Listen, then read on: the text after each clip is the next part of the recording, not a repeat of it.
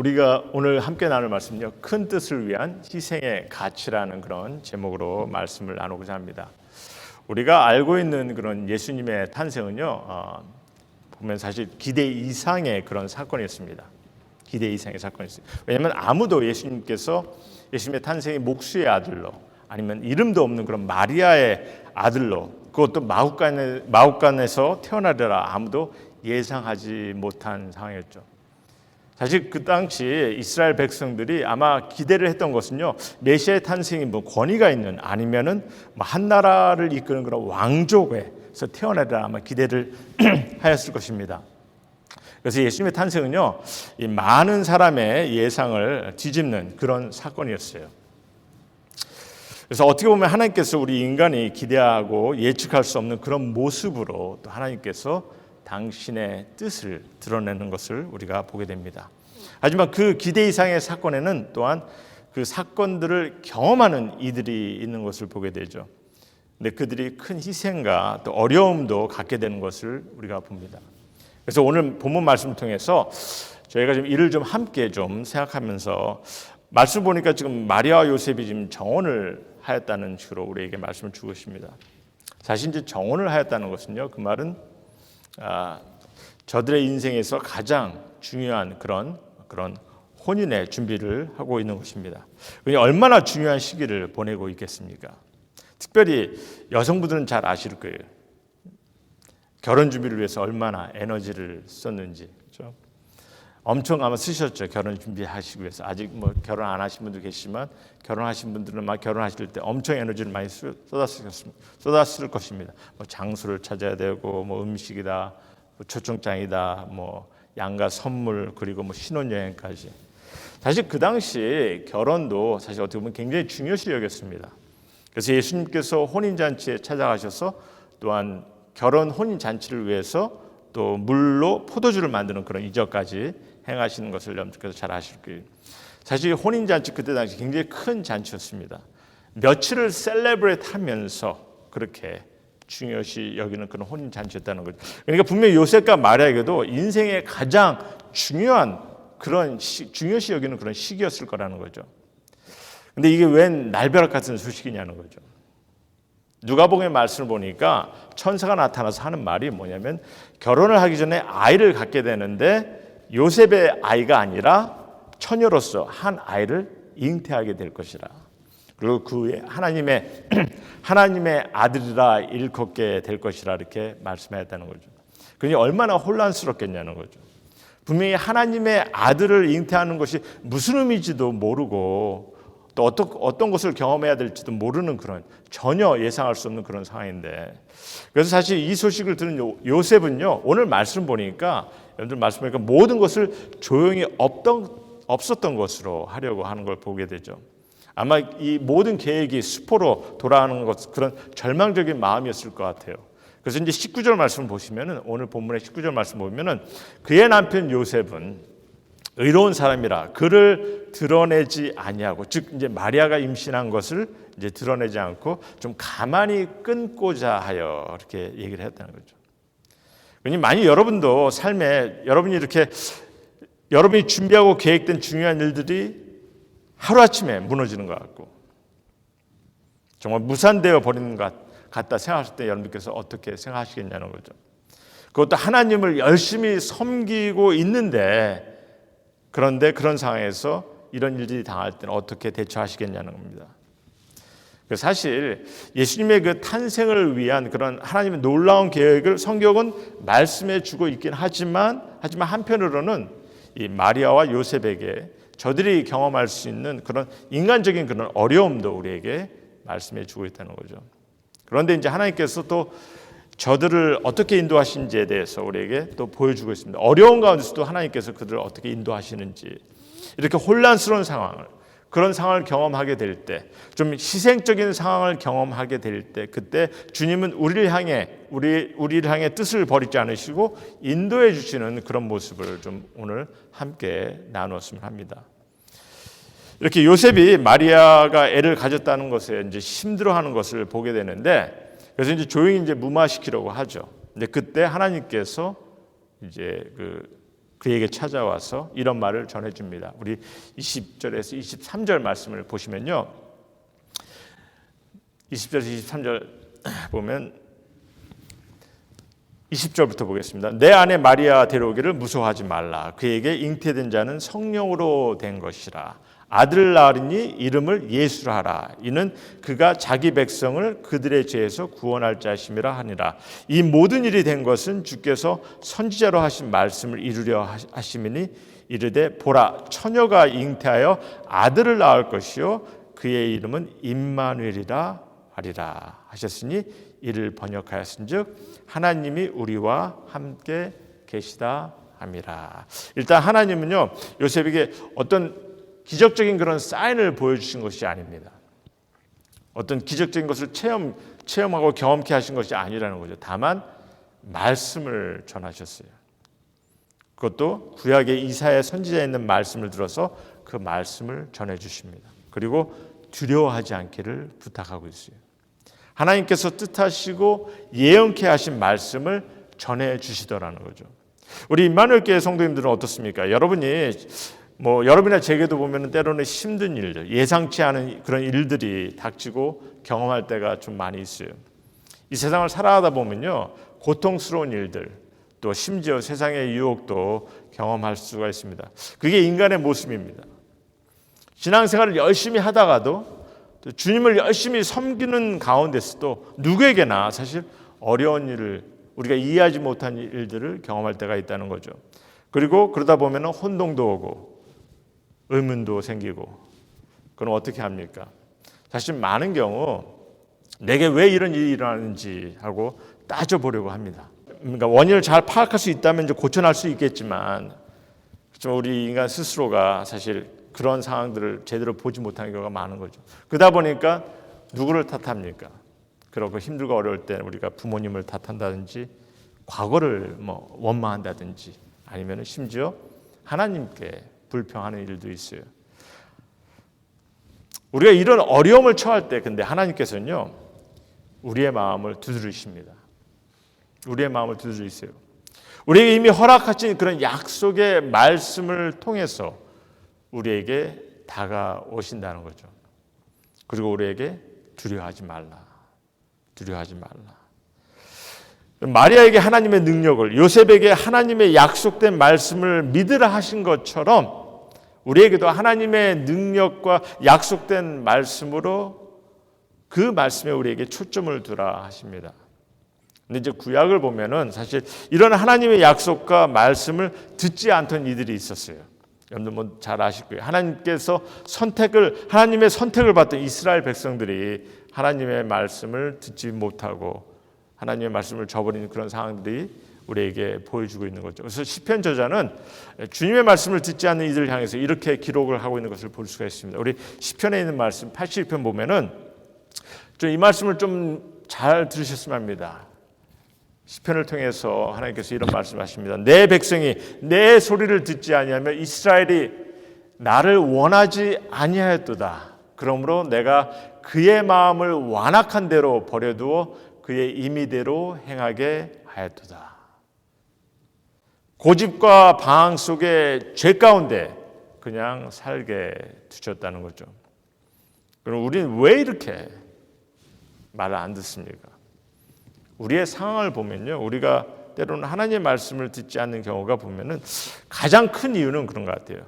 눈에 보이는 현실만 초점을 두기 때문입니다.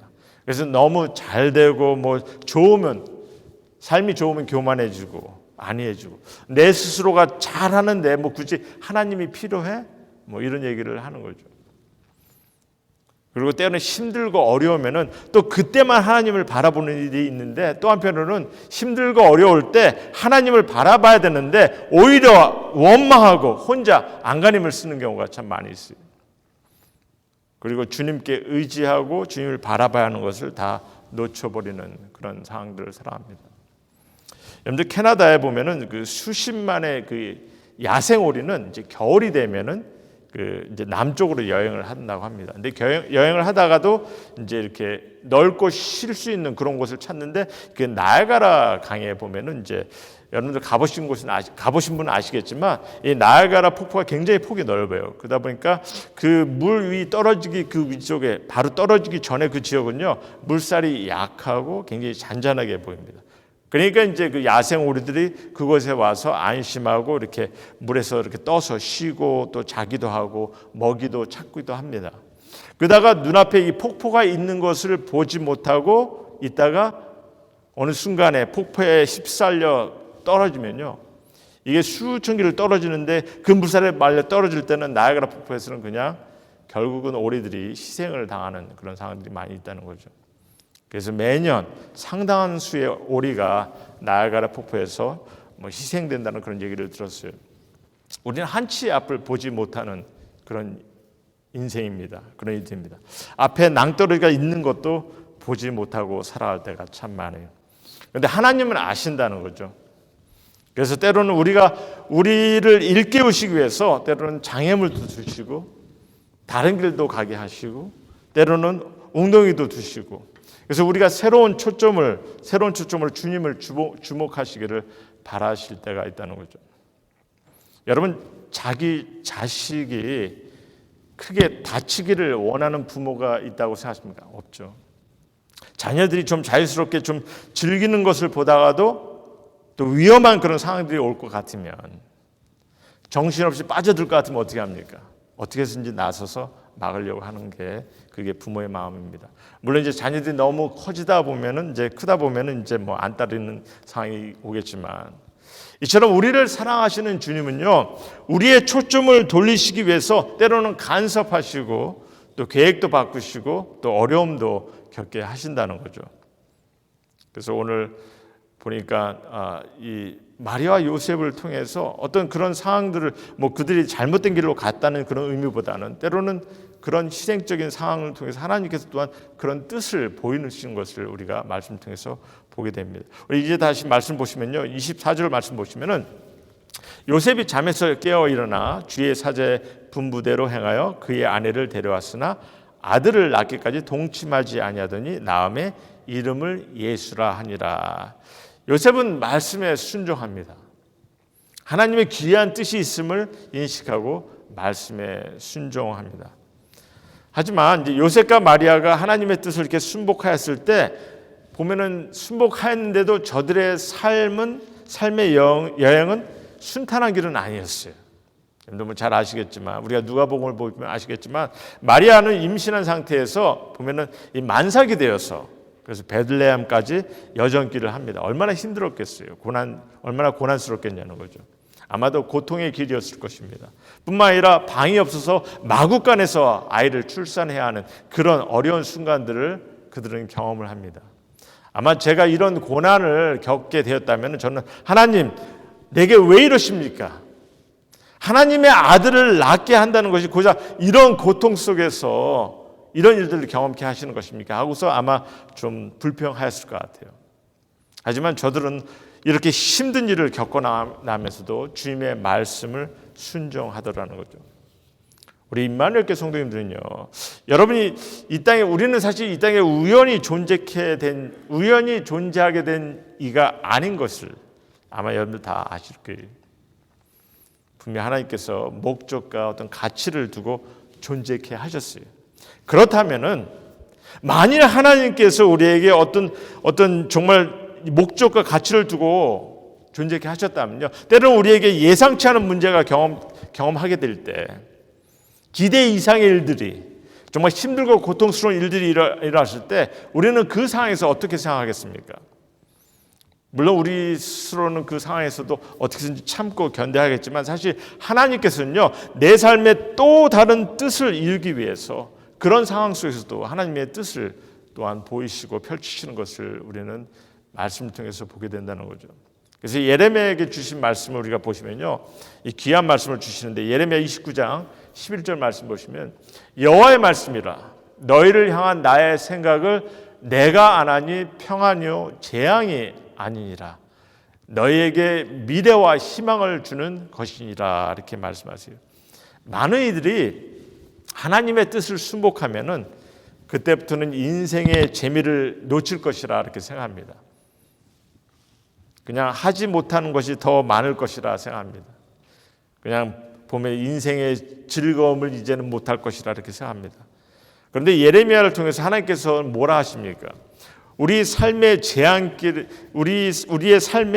같은 것은 피하게 하시고 오히려 삶의 평안과 또 미래와 희망을 하나님께서 갖게 하신다는 거죠. 하나님은요, 여러분이나 제가 무엇을 좋아하시는지 아세요. 아십니다. 그러나 그것이 해로우면은 막으실 것이, 그리고 여러분의 삶에서 기뻐하시는 가운데 무엇보다도 좋은 길을 갖게 하실 것입니다. 사실 우리 인간이 볼 수 있는 것하고 이 하나님께서 보시는 것에는 너무나 큰 차이가 있어요. 우리는 하나님의 뜻을 완전히 보기가 참 어렵습니다. 그러니까 여러분이나 저를 향한 하나님의 뜻이 있으시다면 그건 우리의 생각으로만 감지해서는 안 되는 거죠.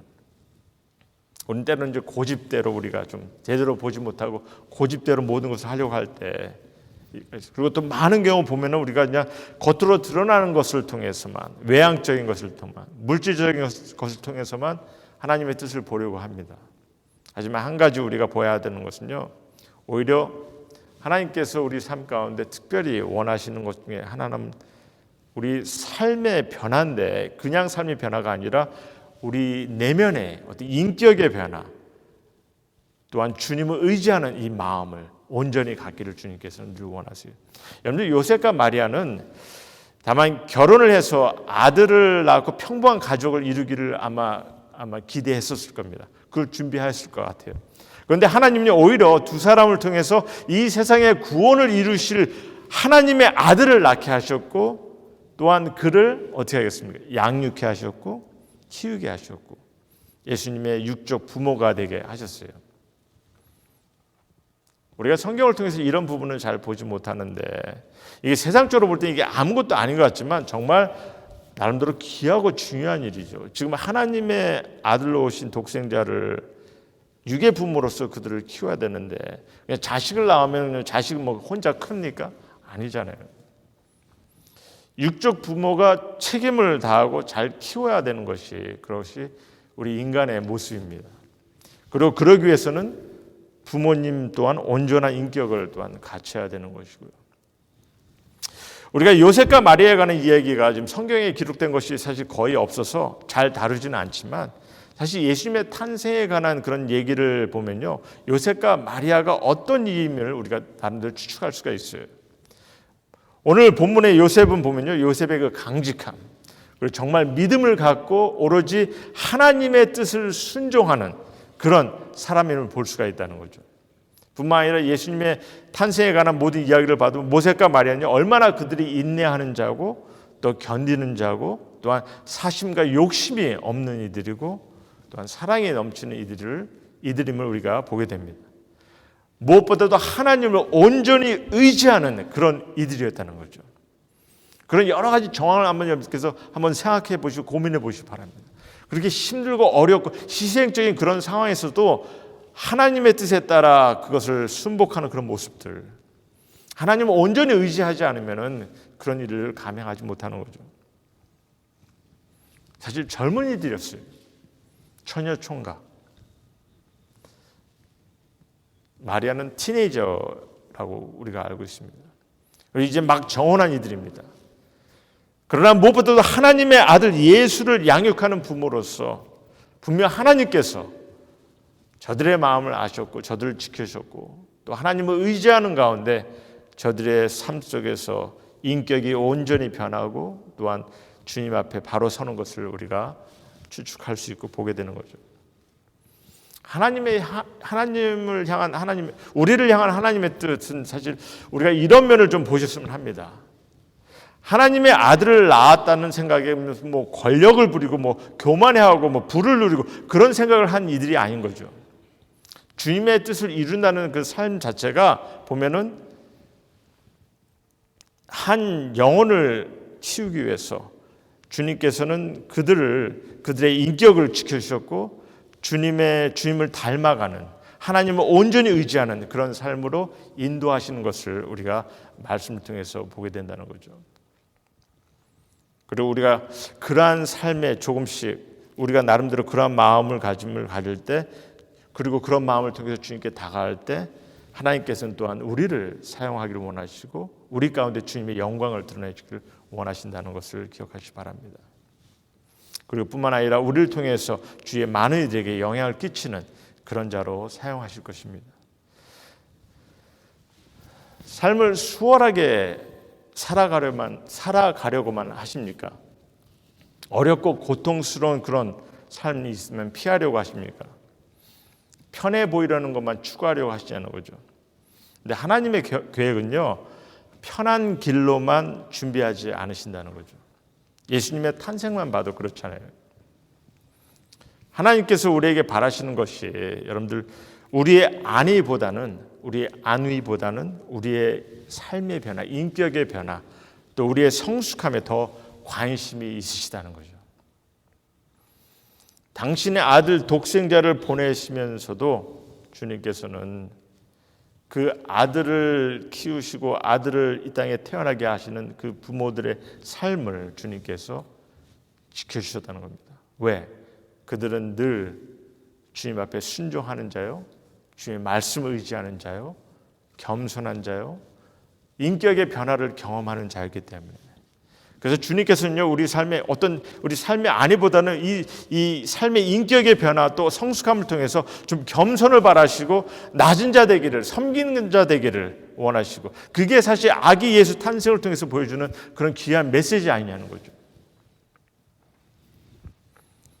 자, 그럼 제가 한 가지만 더 생각하고 말씀을 정리하고자 하는데, 일단 우리에게 때로는 혼동, 희생적인 순간을 갖게 하시는 하나님이심을 봤습니다. 하나님의 뜻을 이루기 위해서는 때로는 그런 일도 때로는 우리에게 허락하신다는 거죠. 하지만 그런 뜻 가운데서도 우리 안에 안위보다는 하나님께서는 그런 삶을 통해서 때로는 우리의 삶을 어떻게 지키시냐면요, 우리의 인격의 변화, 나의 성숙함, 주님을 닮아가고 주님을 더 의지하는 자가 되게 하시는 그런 모습을 우리가 볼 수 있다는 겁니다. 그럼 우리가 한 가지 좀 더 보고 싶은 것이 뭐냐면요, 그런 귀한 뜻 가운데 또한 그에 대한 대가와 가치가 있기를 허락하시는 것을 우리가 보게 됩니다. 사실 우리는 항상 이 자기 삶에 초점이 되고 그렇게 살아갈 때가 참 많아요. 그러다 보니까 삶이 좀 나아지고 좀 편해지면은, 만족하게 되면은 우리가 좀 그런 삶에 그냥 만족해서 살아가려고 할 때가 많습니다. 그리고 조금만 불평이 되고 뭐 이상한 일들을 하게 되면 이제 때로는 불평하고 하나님을 의지하지 못하는 그런 삶을 살아가는데, 여러분들 요셉이 하나님의 말씀에 귀를 기울인 것처럼 우리도 약속의 말씀에 귀를 기울이다 보면요, 하나님의 약속의 말씀에 귀를 기울이다 보면요, 하나님께서 준비하신 그 대가를, 그 가치를 보게 된다는 거죠. 다시 한번 요셉이 가질 수 있는 그런 마음을 여러분들 한번 좀 상상해 보시기 바랍니다. 결혼하기 전에 약혼녀가 임신을 해버렸어요.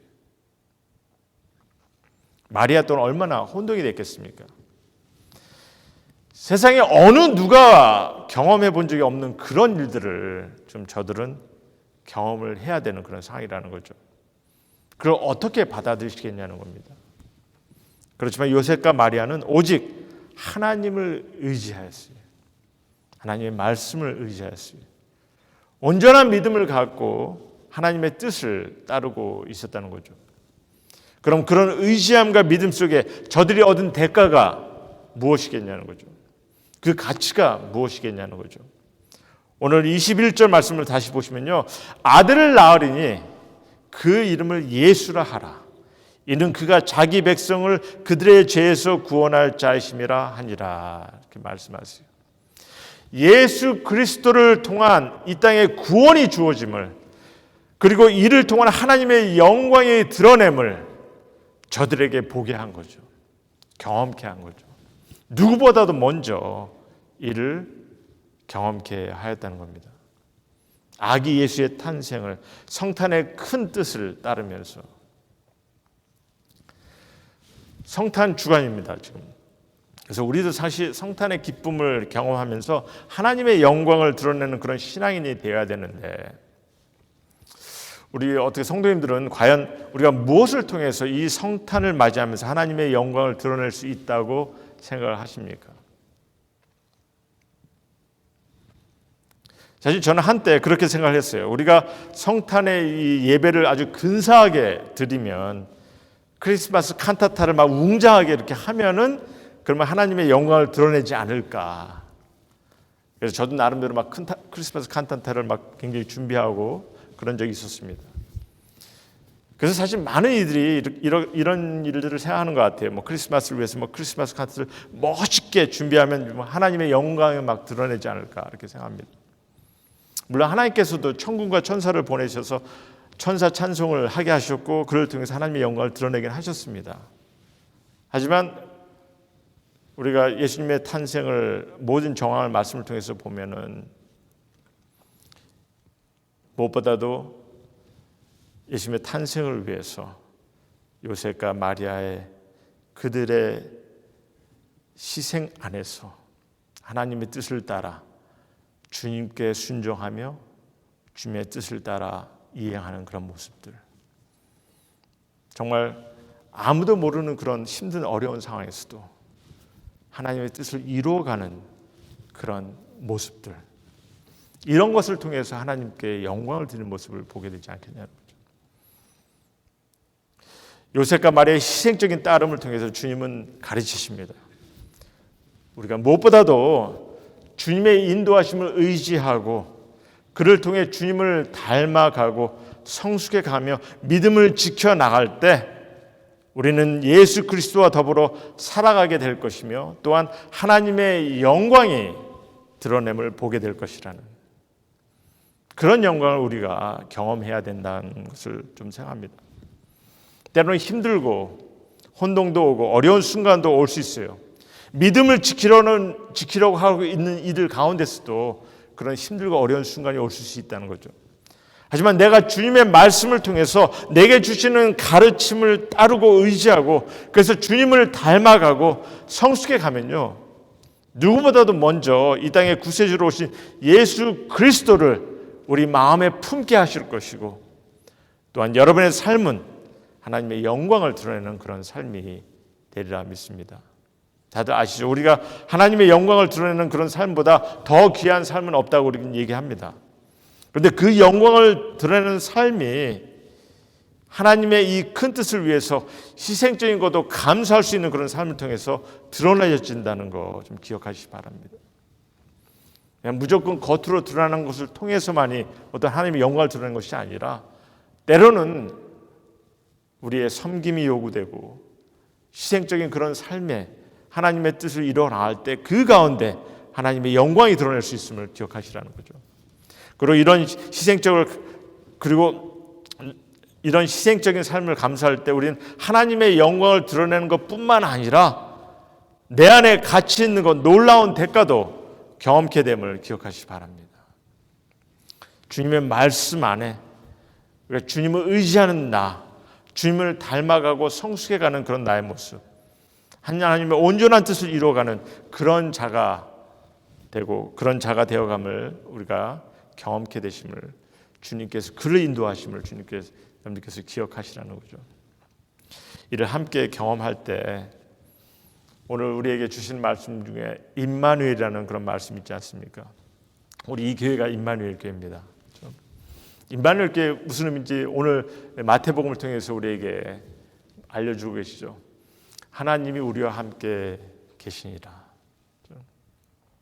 우리가 어떠한 상황에 있다 하더라도 정말 주님을 늘 의지하는 그런 삶, 주님의 말씀 안에 따르겠다 하는 그런 삶, 주님의 말씀 안에 서겠다는 그런 모습, 정말 주님의 뜻 안에서 주님의 큰 뜻을 위해서 내가 할 수 있는 때로는 희생과 섬김이 있을지라도 그를 감당하겠다는 그런 마음, 이런 삶을 통해서 주님께서 나의 삶을 변화시키고 주님께 영광 드러내는 그런 모습이 됨을 여러분들 기억하시고 주님께서 늘 함께하는 그런 신앙인의 모습, 우리들의 삶이 됨을 기억하시고 우리 임마누엘을 경험하시는 그런 우리 임마누엘 교회 성도님 모두가 되기를 주님의 이름으로 다시 한번 소원합니다. 같이 기도하시겠습니다.